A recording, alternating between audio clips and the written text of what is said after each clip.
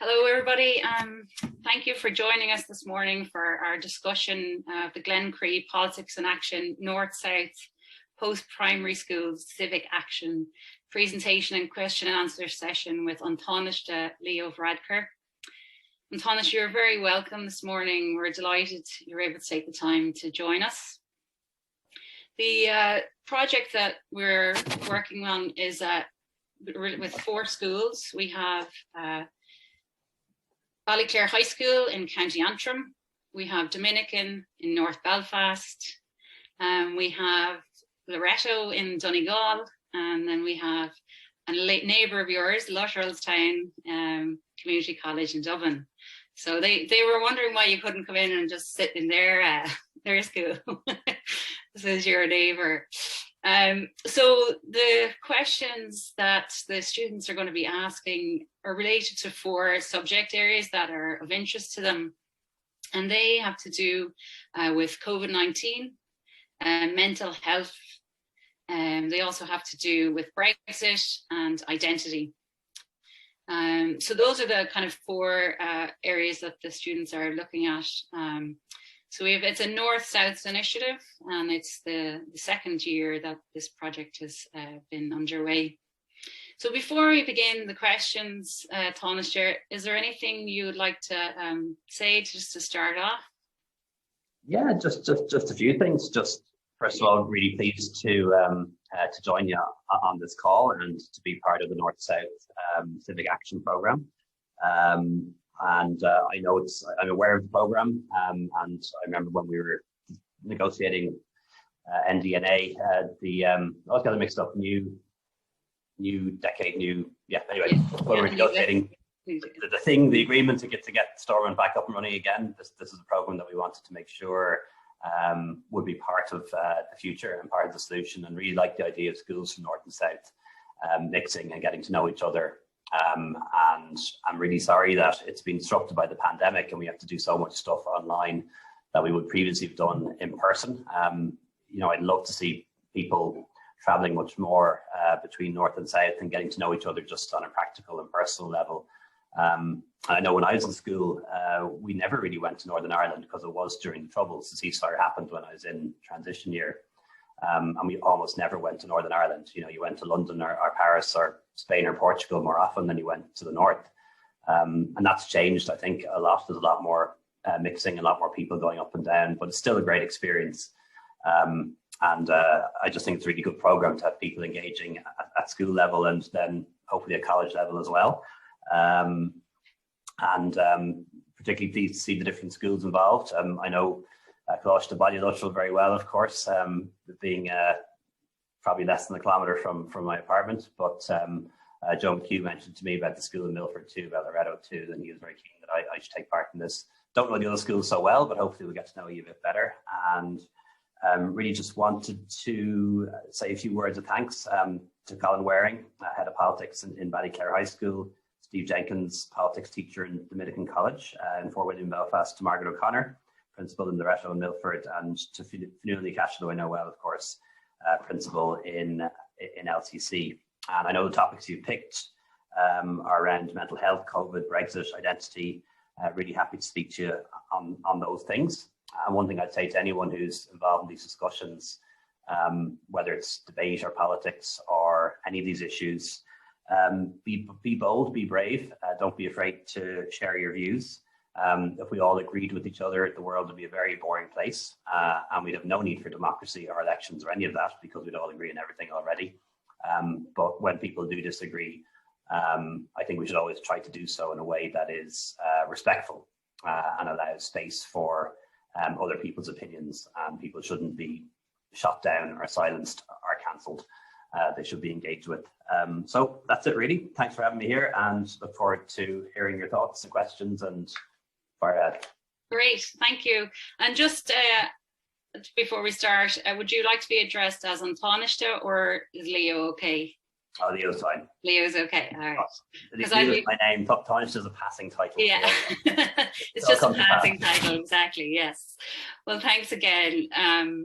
So our first question comes from Nicole Laffey in Lutterellstown Community College. And Nicole, do you want to start us off? Hi there. So what political thinkers inspire your politics? Oh, that's a good question. Lots of different ones, I think. You know, I admire a lot the revolutionary generation. You know, people like Michael Collins, for example, who believes that Ireland could be an independent country and could break free from what was then the most powerful empire in the world. So obviously, he'd be somebody I admire a lot. Kind of beyond that, though, you probably know my father is Indian, and one of the greatest political thinkers, I think, of that country is Gandhi, and somebody who believed that you could achieve so much in politics through non-violence, and in a very different way to what happened under Michael Collins in 1916. He led his country to independence through the principle of non-violence. You know, brought about independence for 400 million people without ever using violence. And that's something that I really admire too. Being from an LGBT background, being gay, really admire Harvey Milk, the first openly gay person to be elected. I have his picture on my wall over there. When I was in San Francisco, they gave me a print of him, which is pretty cool. I was actually over there.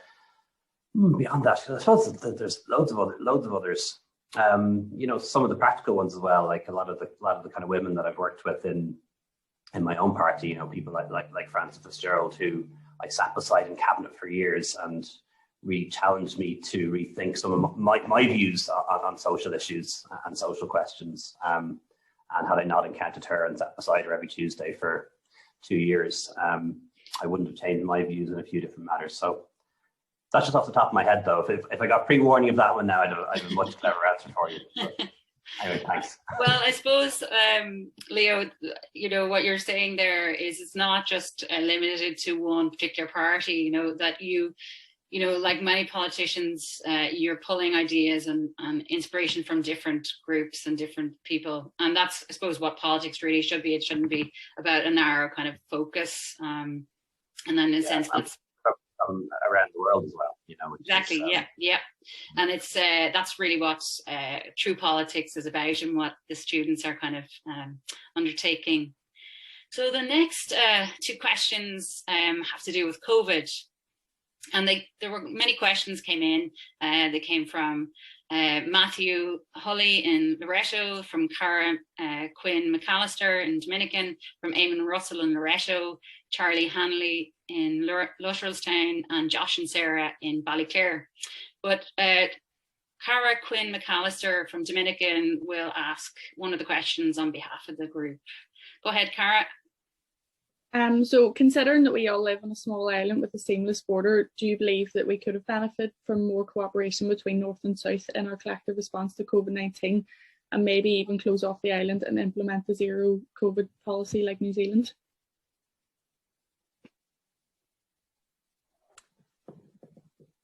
So, Tánaiste, would you like to answer that question? Sure. Again? I didn't know if there's a second part there. There is a lot of cooperation, in fairness. You know, there's the Quad meet regularly, the CMOs, Michael McBride and Tony Hewlin are in touch regularly, and Simon Coney's in touch with Michelle O'Neill and Arlene Foster regularly too. And you know, at the moment, we more or less have the same restrictions. So, you know, there is a lot of coordination, probably a bit better now than it was maybe at the start. Would we benefit from more coordination and cooperation? I think we would have, particularly at the start. I think it would have been better. But we do have to acknowledge that there are two jurisdictions on the island, and the Good Friday Agreement provides for that, Northern Ireland has an executive, has Stormont, is autonomous, makes its own decisions that are separate from what's decided in Dublin and separate from what's decided in London. And that's not unusual. You know, even if we had a united Ireland, that might still be the case. You know, Scotland makes different rules to England, even though they're all on the same island of Britain and that they're part of a United Kingdom the states in Germany do different things. States in America do different things. So, you know, that's just the reality of allowing people to have autonomy and to make their own decisions, is that they are allowed to make their own decisions. And that happens with local government too, you know, where different things happen in different councils. And that's part of the democratic setup that we have. I'm not sure if zero COVID would ever have worked for Ireland, quite frankly. You know, even if we did close the island off to international travel, and that would include closing travel between Britain and Northern Ireland, which would have been very difficult, I think, for political reasons. But even if we had done that, I'm not sure if it would have worked. You know, New Zealand is 3.5 hours from anywhere else. And the way they supply their country is through load on, load off ferries, whereas everything that arrives in Ireland, whether it's in Larne or Rosslare or Dublin, arrives on a truck, and there's people in the front of the truck and in the back of the truck. And we're in Europe, where COVID is very prevalent. They're in a part of the world where there isn't much COVID. It's not just New Zealand, it's Australia, Papua New Guinea, Fiji, you name it. There's not much COVID in that part of the world, so it's hard to get in. And I think a classic example of how it probably wouldn't have worked is not too far away from us, and that's the Isle of Man, which is a small island too. And you probably saw that they achieved zero COVID there for a few days. And they had no COVID, and they opened up really quickly, and they opened their pubs, and one person came off a ferry, and now they have the equivalent of 3,000 cases a day in Irish terms. And that is what would happen here, I think. We might achieve, after a very long lockdown, we might achieve zero COVID. We would then open up very quickly, but then we would have to shut down really quickly too, because inevitably somebody would get in because of our geography, because of the way our freight works, and we'd have a massive outbreak. So different solutions work in different parts of the world, unfortunately, and we have the advantage of being very well connected and being part of Europe, but there's a disadvantage in that as well. Good, thank you. And Joshua from Ballyclare High School in County Antrim has the second question. Go ahead, Joshua. Hi there. Yeah, my question is, COVID will obviously have a significant impact on the economy and is already showing its impact due to the lockdown and closure of businesses. For example, the Bank of Ireland had to close 103 branches.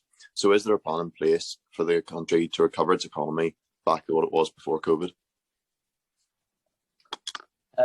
Yeah, there is, and it's an evolving plan. What we're doing at the moment is we're borrowing a lot of money in order to keep as many businesses alive as possible.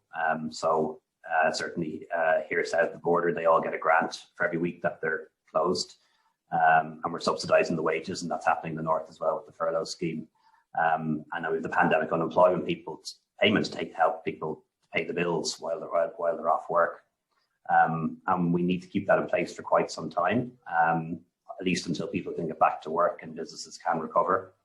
It is going to create a problem. We'll have a big debt at the end of it. We already have a big debt. It's going to be even bigger at the end of it. And that has to be serviced, unfortunately. And servicing a debt, a bit like paying a mortgage, you have to do it, but it means there's less money for other things, unfortunately. And that's something we'll have to have a conversation with the public about down the line. But the economy has the best chance of bouncing back, I think, and recovering quickly if we make sure that those businesses don't fail. And that's why we're putting so much money into keeping those businesses alive, because they are good businesses and they will recover once their customers are allowed to use them again. But beyond that, I think what the pandemic is doing is it's accelerating changes that were going to happen anyway. So there's something we talk about as the twin transition. And it's the way our economy and society is going to have to change. And one is the shift to digital, so much stuff moving online, which you're all experiencing now. People working from home a lot more, working from small towns and villages rather than commuting into a big office in the big city. And also the shift to green, the shift away from fossil fuels and oil and gas towards a more sustainable economy with renewable energy and renewable heat and so on. And actually the closure of all those Bank of Ireland branches probably would have happened anyway. I don't know when you guys have last went to a bank branch, but I've set foot in a branch of a bank probably once in the last 15 years. I had to sign a document. But I remember when I was a kid, I used to go to the bank all the time. You know, my parents had a business and my mum would drop the cash off to the bank every other day. That just doesn't happen anymore. So much people pay electronically. We used to buy records and cassettes. There were these shops where you'd go in and you'd buy records and you'd play music from the records and cassettes. Not sure if you even know what those things are, but nobody does that anymore. We've got Spotify and Apple Music. And if we wanted to watch a movie, we'd go down to the video store, to Extravision, and we get this big thing this size and put it in the video player and we'd watch a movie. And now everyone has Netflix. So, those changes were going to happen anyway. You have a choice, I think, when you're running a country. Do you try and deny that and pretend that the future isn't here and try to keep the old economy going forever at huge cost? Or do you accept that these changes are going to come and then try and create a new economy? And we've always tried to get ahead of things and be with the new economy. And even now we're thinking about what we can do with some of those buildings, because some of them, both the Ulster Bank and the Bank of Ireland ones, are beautiful buildings and they're iconic in the town and village. And rather than trying to keep a branch open that very few people go to, can we use the building for something more interesting? Could we turn it into a remote working hub? Could we turn it into an enterprise centre or a public building? And that's the way we're kind of thinking at the moment. And just kind of to follow up, Leo, I suppose a lot of people are tired and frustrated, but also weary that this is going on. Is there a sign out of it? Now, your theme, your voice, you seem to be quite hopeful. Is that right? Are you hopeful about coming out of this? We'll be all out of this soon, or not soon, but we'll all make it through. Yeah, I am. I should issue a health warning and say I'm an optimist by nature. So I've been a COVID optimist all the way along, and I didn't really think it would last this long. So I'll be honest with you about that. So don't book your holiday or buy any festival tickets because you're listening to me. But everything is going in the right direction, both north and south of the border. The number of cases is going down, number of people in hospital. Thankfully, the number of people dying. Vaccines doing really well in Northern Ireland, but we will catch up here. And that is going to make a big difference. It's going to make it a virus that we can live with. It's not a virus that we can live with at the moment. This isn't living with it. But when we have a critical mass of people vaccinated, I think then it becomes a virus that we can live with. People will get it, and they will get sick from it, but it'll be more manageable, like the flu is, for example, or measles or other viruses that we don't shut down the economy or shut down society for.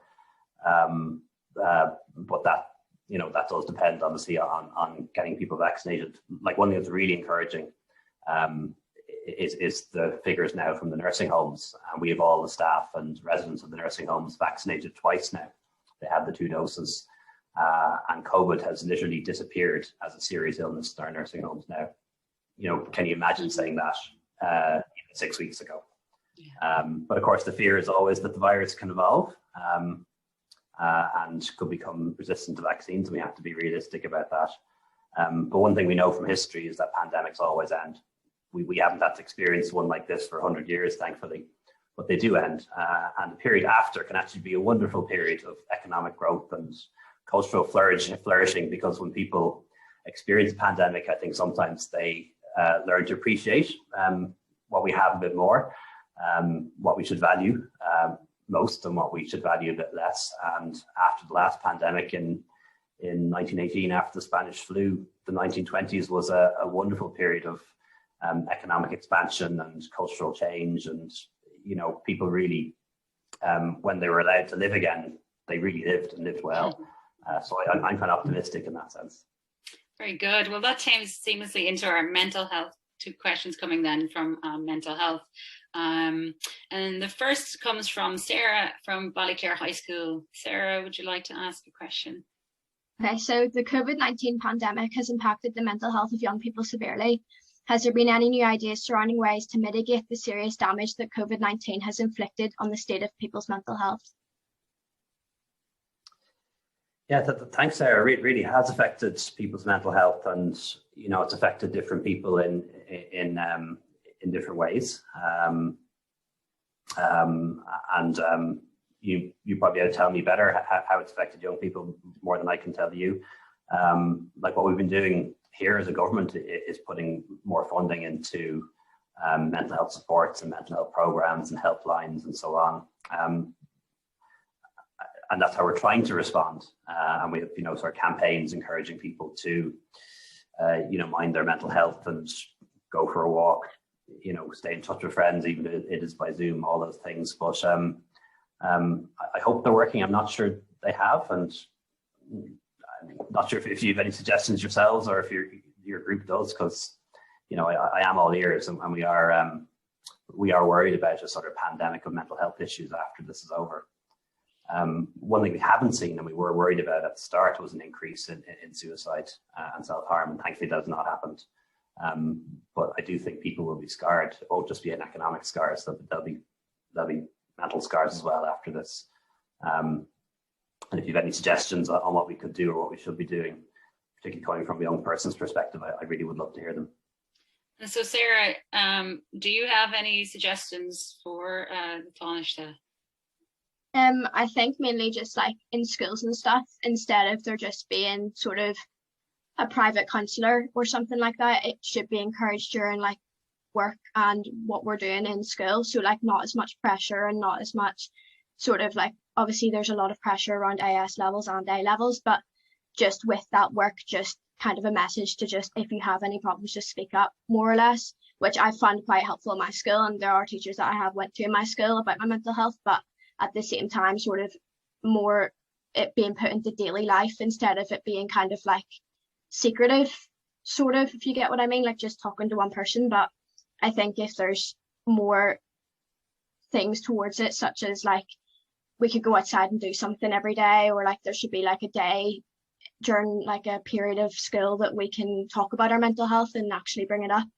So yeah, that's really all I have to say. Okay. And Bailey, that's a good, sorry. Idea. That's a good idea. So I think what we say to people is, if you're experiencing problems with your mental health, here's how you get help. Whereas maybe we should actually be sitting down with people and asking them how their mental health is, and people might be more willing to speak or open up if it's done in that way. So that's let me take that back to Minister for Education and my people.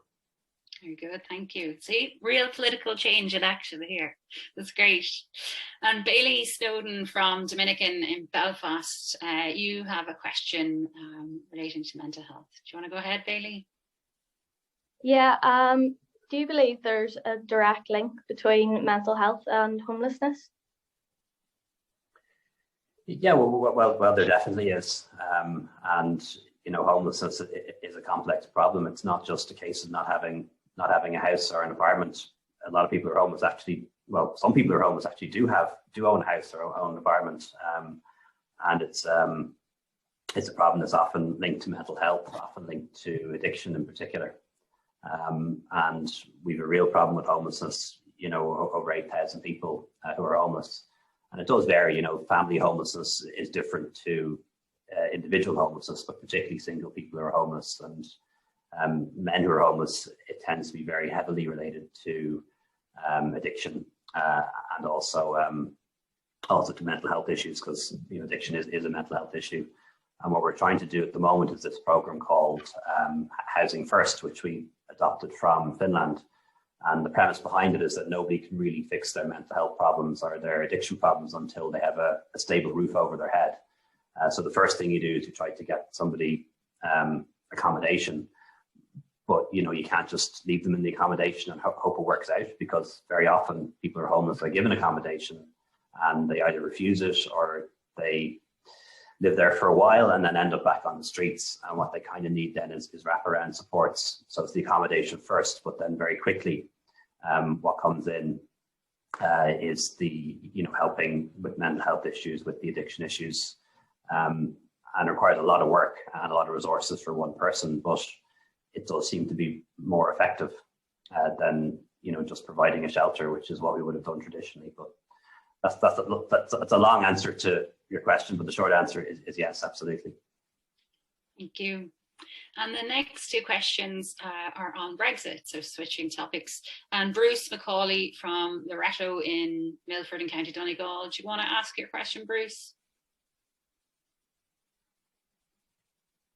Hi there. Living in a border county, there is a growing concern that Brexit has and will continue to undermine the Good Friday Agreement and cross-border cooperation on all island issues. With this in mind, would you support calls for residents living in Northern Ireland to be granted the right to vote in Irish general elections? And if not, why not, considering that those in border areas are often affected by the decisions your government makes just as much as the rest of the country? How come you guys are in school? Are you let in? No. We're 6 years. So what? Oh, you're 6 years. Okay. 6 years went back. Yeah, their 6 years went back. Good luck with the leaving cert, by the way, and everything else. I know I can't imagine what it's like to just 2 disrupted years trying to study for exams and for college. But I am hopeful that if you choose to go to college in September, October, it'll be a normal experience. Let's see how things go. You'll definitely be vaccinated by then, by the way, because the vaccines are approved now for people over 16. But the honest answer and the short answer to your question is I wouldn't be in favor of that, because the basic principle in a democracy is you vote for TDs or MPs or MLAs, and they represent you in Parliament, and they decide what the laws are, what laws you have to obey. They decide what taxes you have to pay, and they decide how that money is spent. You know, how much goes to sport, how much goes to health, how much goes to roads, how much goes to education. But if you don't live in the jurisdiction, then you're not bound by those laws. You don't have to pay those taxes, and that money doesn't get spent on you. So I appreciate that what happens on one side of the border influences what happens on the other. But I do think it would be unfair, you know, if 1 million people in Northern Ireland were voting on what laws, what taxes, and how money is spent when they aren't bound by those laws or those taxes. And the reverse will be true as well. If 3 million people in the Republic could vote for Stormont, we could put anyone in, and they could do anything in terms of laws and taxes and funding for education, but it wouldn't impact us in any way. And that's kind of why we have this idea that if somebody is living abroad, maybe for a few years they can vote, but you wouldn't have somebody who's not living in the jurisdiction voting. But one thing I would like to do, and I'm a big fan of this, is opening up the presidential election to Irish citizens, no matter where they live in the world, whether it's in Northern Ireland or Britain. And that's because the office of the president is different. The president doesn't make decisions around what laws we obey, our taxes, or our funding, but is the head of state and is a symbol of our nation. And our nation is more than our island. It's global and around the world, and that's something that we have to have a referendum on, but something we hope to have a referendum on quite soon, which means the next time we have a presidential election, it will be open to all citizens, no matter where they live. I think one thing would be nice as well would be to have some dedicated seats in the Senate as well for people for Northern Ireland from both unionist and nationalist backgrounds and neither. And we need to reform the Senate to do that. But in some ways, that's what the Senate was invented to be. Was to have a means of being more representative and hear diverse voices that wouldn't ordinarily get elected to the Dáil. I'd love to see a Senate that's gender balanced, that would be made up of some people who are new Irish from new communities, but also would have dedicated representation for people from Northern Ireland as well. Thank you.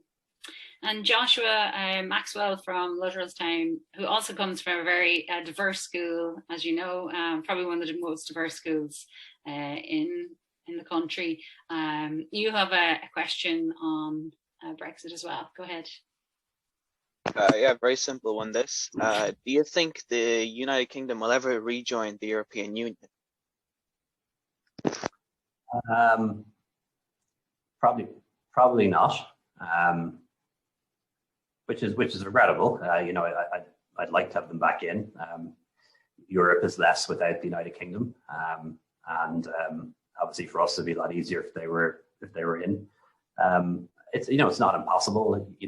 Younger people voted to remain, and as older people die off and younger people become the majority, maybe those views will change. But I think when a decision like that is made, it's very hard to reverse.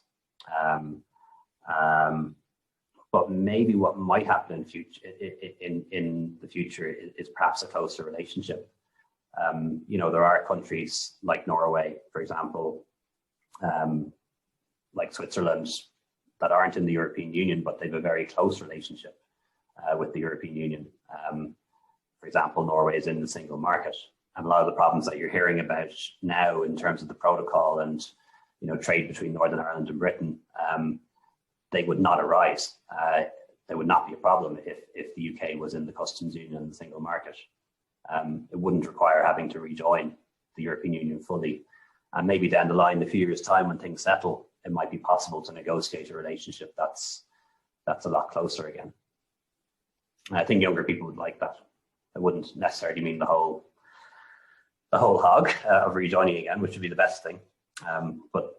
But that's their decision, and that's a decision for the people of the UK. But the door is always open. Thank you. So our last topic has to do with identity, and we had lots of questions here from Martha in Lutterstown, Matthew, from Daisy in Ballyclare, from Charlotte at Loretto, Bailey in Dominican, and Sarah from Ballyclare. But there are two students who will be asking questions. The first will be Matthew Hull from Loretto in Milford. Do you want to go ahead with your question? Yes. Looking towards the future and with the noticeable demographic shift in Northern Ireland, would you like to see a united Ireland brought about? And what would be the main positives and negatives that you would extract from this process? And within that united Ireland, what do you think is something that could unite all people from all walks of life in that situation? What is something we can really rally behind together? And also, what measures would the government take to ensure that unionists do not feel excluded or marginalised by this measure? And how would you prevent the scourge of political violence returning like it did in the Troubles?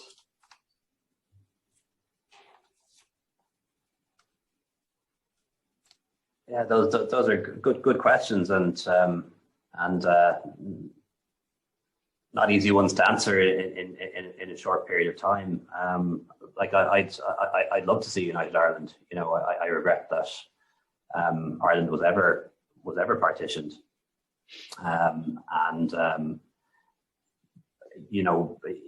even from my own background, I was brought up as a Catholic, but I went to a Protestant school, a secondary school, then studied in Trinity College, which was always an all-island institution. Always had a lot of people coming from the north, and when I cheer for the Irish rugby team, which is my favourite sport, it's an all-island team, and that's actually the case for most sports, bar one, as you know. Same for cricket, same for lots of things, and I do think we'd be better together, and we'd be stronger together. There'd be 7 million of us. We'd have a stronger economy, and we'd be a more interesting and diverse country if we were together. But we're not, and I don't really think in the Republic we've had a proper conversation about how much we would need to change ourselves to facilitate a united Ireland. I think a lot of people who advocate a united Ireland at the moment have it all wrong. They see it as a takeover. 26 plus 6 is 1, that Northern Ireland will be subsumed into the Republic. That would be a takeover in the way that East Germany was subsumed into the Federal Republic of Germany. But Ireland is very different, and we do have different identities and different nationalities. And there are more than 1 million people on the island who identify as British, and they are British, and that's never going to change, and we need to respect that. And I hate this vision of United Ireland that almost says to British people that either assimilate or get out, and that's not a United Ireland to me. If we were to do it, we'd have to think more like the South Africans thought about how we'd have a rainbow nation that would embrace different nationalities and diversities, or maybe even be a bit like Belgium, which is a binational state. It's as much French speaking as it is Dutch speaking. It's as much Flemish as it is Walloon. And we haven't had that conversation really here at all in the Republic. You know, I'm the Tánaiste and I used to be the Taoiseach. You know, these are the titles of Gaelic chieftains. You know, how could the head of government be the Taoiseach? Because it's a Gaelic title. You know, it would be like asking us to accept the monarchy or the Queen as head of state. You know, there's so many things like that we haven't properly thought through. You know, even the status of the language, and I love the Irish language, but you know, our anthem is just in the Irish language. It's not in 2 languages, which it ought to be in a binational state. And we say in our constitution that it's the first official language. But you know, how could you say to people who come from a Protestant or Unionist or Loyalist background that you can live in the state and be equal in the state if we're saying that your language is the second language and our language is the first language? So, you know, our constitution and our setup is not one that embraces unionism or embraces the British national identity. And we haven't properly had that discussion here yet. And I think we need to, by the way. There'll be a time for doing that. But, you know, I want United Ireland to happen in my lifetime. I want reunification to happen, but I also want it to be a success. You know, I don't want there to be a minority that's dissatisfied, that feels badly treated, that feels left behind in the way that nationalist people in Northern Ireland were after partition. And some people's vision of United Ireland would put us exactly in that space. And that's not the vision that I'd have. Thank you. And our final question is from Martina Pollock in Lutterstown in Dublin. Go ahead, Martina. Yeah, so my question is whether the government has any plans on making politics more accessible to women, for like in terms of maternity leave or the working hours. And if maternity leave is introduced, would there be measures taken to help women still climb the political ladder after they return, for example, becoming the Taoiseach or Tánaiste? Well, we have had 2 women Tánaiste. Joan Burton, as you remember, one of our local TDs, and Frances Fitzgerald as well. Haven't had a female Taoiseach yet, but I'm sure we will in the not too distant future. I don't mean Mary Lou, by the way, but leaving party politics aside, I like it is like women, like it's definitely harder for women to get on in politics, and there's lots of different reasons for that. And they call them the C's, you know, issues around childcare, cash, competence, candidate selection, and so on. And we haven't made as much progress as we should have really in recent years, unfortunately. The issue of maternity leave is actually different to what people think it is. You know, anybody should be able to have a child, take time off, take the 6 months, in my view, and dad should be able to take maternity leave as well, even though it's only for a few weeks.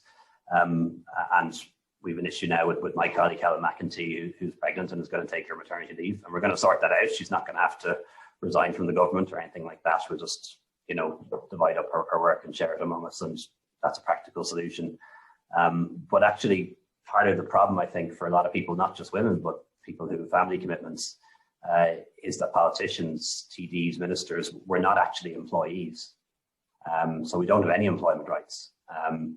Like, yes, we do have good salaries and good pensions, but we don't have a contract. We're not bound by the Working Times Directive.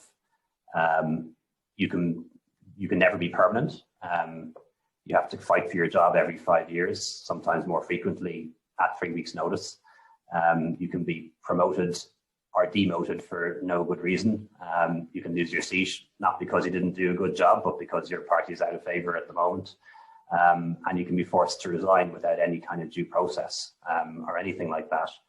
So it's more like being self-employed or being a business person, and all the risks that come with that, and none of the protections. And that can be hard for people who have families, because they have to pay the bills, they have to pay the mortgage, they have to get their kids through school and college.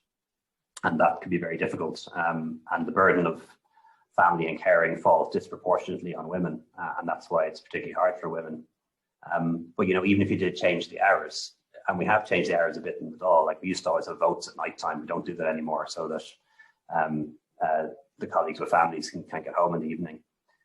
You can't tell the Residents Association not to have a meeting at night, or you can't tell RTE not to have prime time anymore, or not to be having programs on a Sunday. So it's a different environment. It's more like being a competitive, self-employed business person, and that can be difficult not just for women, but for anybody who's a young family. Great. Well, thank you so much for your time, Tánaiste.